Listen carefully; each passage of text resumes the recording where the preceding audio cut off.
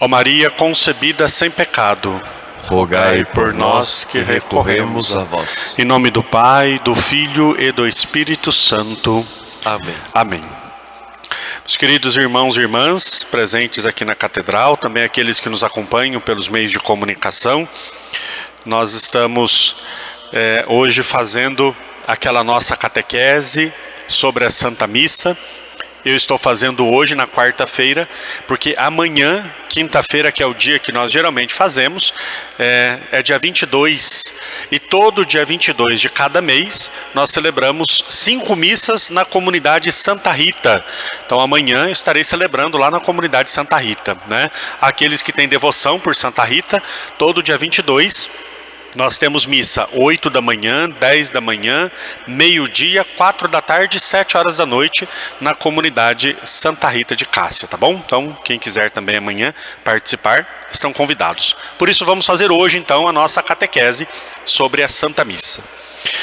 Na semana passada nós falamos sobre a liturgia da palavra, explicamos a diferença entre a leitura, a proclamação do Evangelho, o quanto o Evangelho é mais importante do que todas as leituras, refletimos esses elementos, né?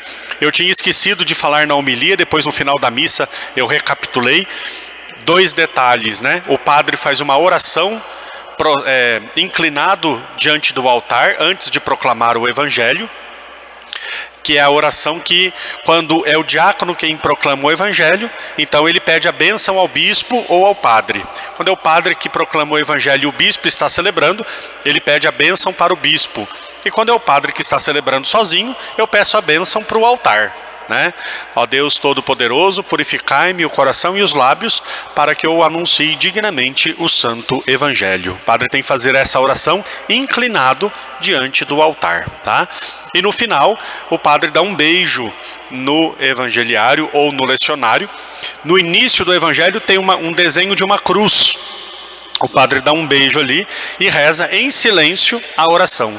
Pelas palavras do Santo Evangelho, sejam perdoados os nossos pecados. Per evangelica dicta, deleantur nostra delicta. Então, essa é a oração que o padre faz. Pois bem, hoje então nós vamos falar sobre o ofertório. Vamos entrar nessa parte do ofertório. Lembrando que eu também disse semana passada que a missa é dividida em 2 grandes partes. A liturgia, a parte da palavra, que é todo o início da missa, até a oração do credo, se for o caso no domingo, e depois a oração dos fiéis, e depois vem a parte eucarística. Então nós já entramos agora na liturgia eucarística. A partir do ofertório em diante é chamada a liturgia eucarística, que tem o centro dela a oração eucarística, que tem a consagração. Pois bem, o ofertório, ele nos remete então a esse gesto de nós ofertarmos a Deus aquilo que depois se tornará o seu corpo e o seu sangue.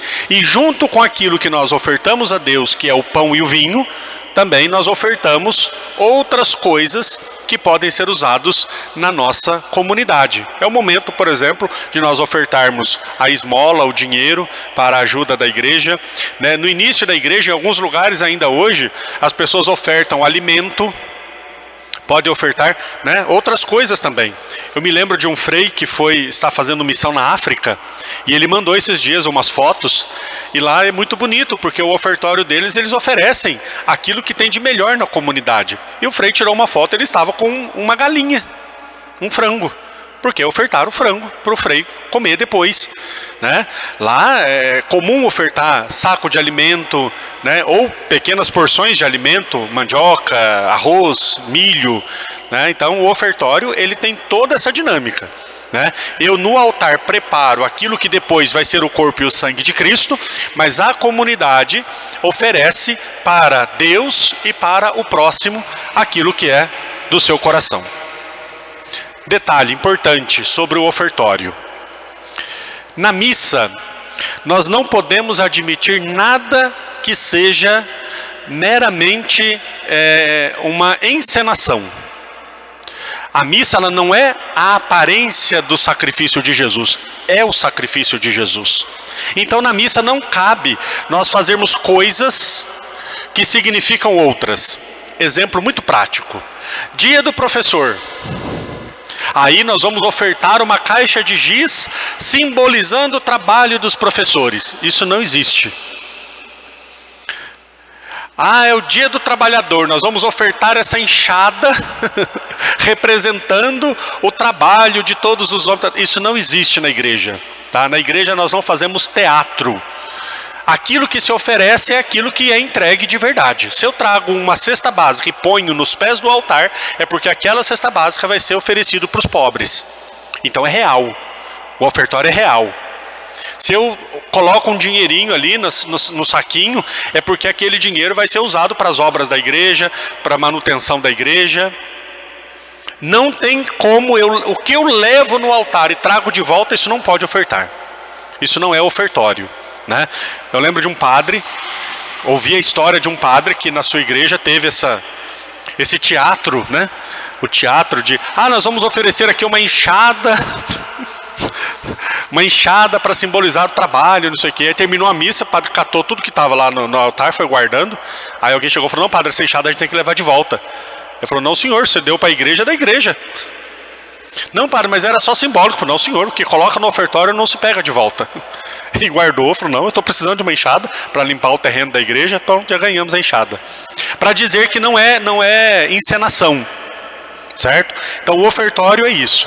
E qual é o sentido espiritual do ofertório? Ofertar a minha vida. Enquanto o padre está preparando as oferendas, enquanto o padre está, fazendo as orações que são muito bonitas, e quem sabe daqui a alguns dias nós podemos até combinar com a equipe de canto, de nós não cantarmos o canto do ofertório para vocês escutarem a oração que o padre faz, porque é muito bonita. Enquanto o padre está fazendo essa parte, vocês oferecem a Deus a vida de vocês, né? Coloca a vida de vocês, as lutas, as dores, os sacrifícios, tudo aquilo que vocês têm para oferecer a Deus, seja materialmente falando, ou seja espiritualmente falando, na hora do ofertório que nós colocamos, para que tudo isso seja sacramentado. A nossa vida se mistura à vida do Cristo, e ali então tudo se torna um sacramento. Não sei se vocês já perceberam, quando o padre coloca o vinho no cálice, ele coloca também um pouquinho de água, 3 gotinhas de água. Esta água misturada no vinho simboliza a nossa humanidade, que é misturada na divindade de Jesus. Aquele vinho se tornará o sangue de Cristo, e naquele sangue está a nossa vida, está a nossa humanidade, está toda a face da terra ali para ser redimida no sangue de Jesus. Então é o momento de você fechar um pouquinho os seus olhos, fazer a sua oração, ofertar a sua vida a Deus. Então o ofertório tem esse sentido. Quando o padre termina de fazer o ofertório, o padre faz uma oração, Faz uma oração não, convida vocês a fazerem uma oração. É importante nós prestarmos atenção em cada palavra que o padre diz ou que nós dizemos. O que o padre diz? Ele diz assim, orai, irmãos e irmãs. Eu estou chamando vocês para rezarem. Rezemos, vamos rezar. Orai, irmãos e irmãs. E aí eu digo assim, para que o meu e o vosso sacrifício sejam aceitos por Deus Pai Todo-Poderoso. Olha a diferença. A tradução do nosso missal diz assim, para que o nosso sacrifício seja aceito. Não ajuda muito, Seria para que o meu e o vosso. Por quê? Qual é o sacrifício que o padre oferece? O sacrifício que o padre oferece é o sacrifício de Jesus. É o sacrifício de nosso Senhor Jesus Cristo. E qual é o sacrifício que vocês oferecem? A vida de vocês. Como eu disse agora, suas lutas, suas dores, seus desafios, seus sacrifícios. Então, para que o meu e o vosso sacrifício sejam aceitos por Deus Pai Todo-Poderoso. No sacrifício de Jesus, o Pai acolhe junto o nosso sacrifício também. A nossa vida diante de Deus é um nada. Tem um salmo que diz, a terra toda diante de Deus é um grão de pó na balança, é nada. Mas, junto com o sacrifício eterno de Jesus, o qual agradou o Pai, aí a nossa vida se torna um sacrifício agradável a Deus. Então, para que o meu e o vosso sacrifício sejam aceitos por Deus Pai Todo-Poderoso. E aí vem a resposta de vocês.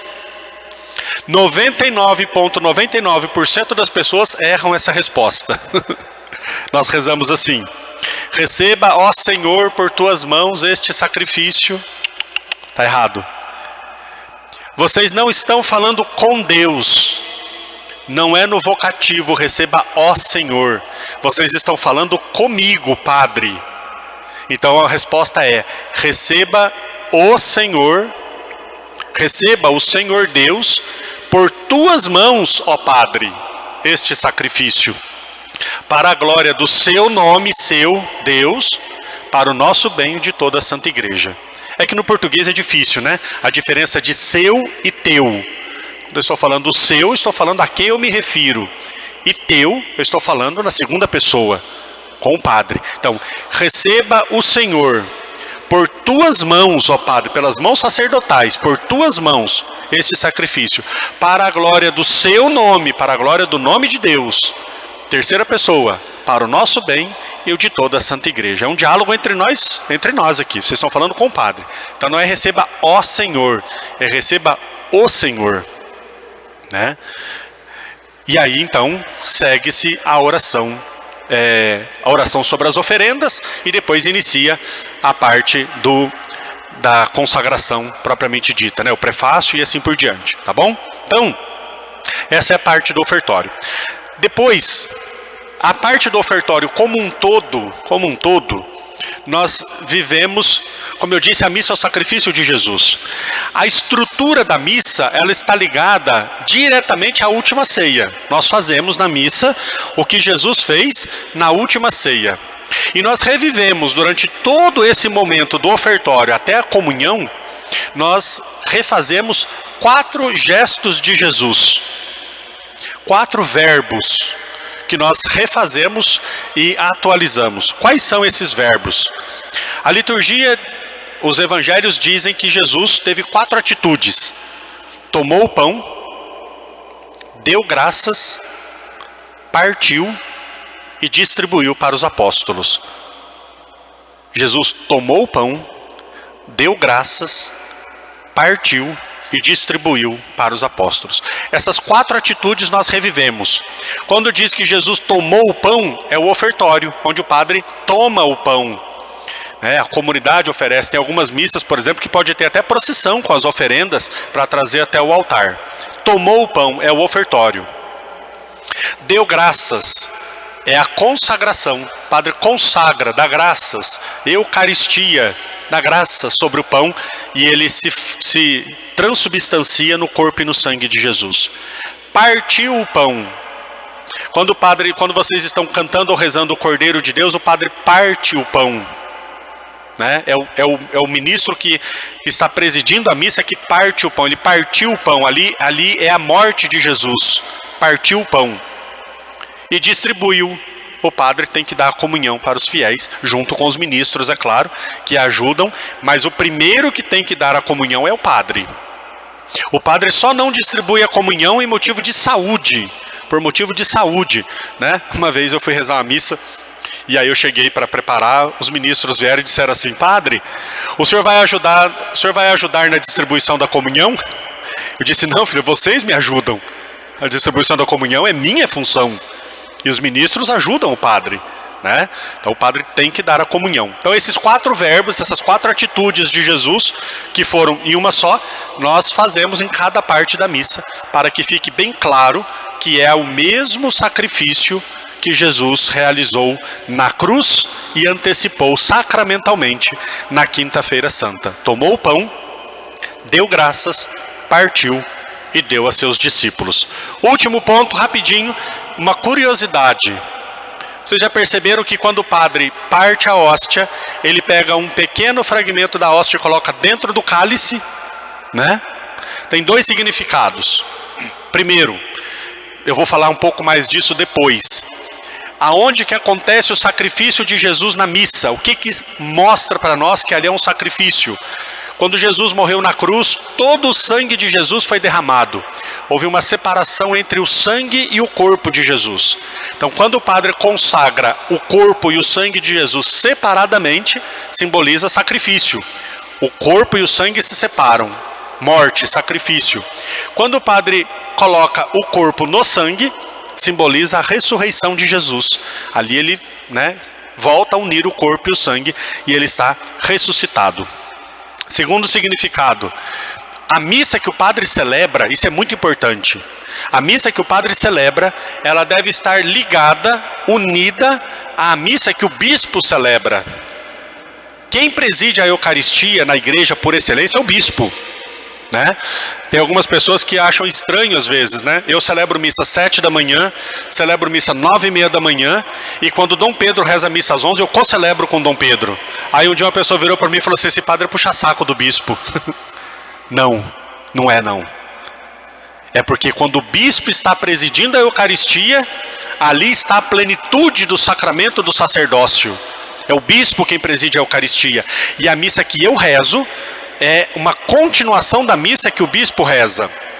No começo da igreja, o bispo rezava a missa e ele tirava um pedaço da hóstia que ele consagrava e um diácono levava até as igrejas onde os padres estavam rezando a missa.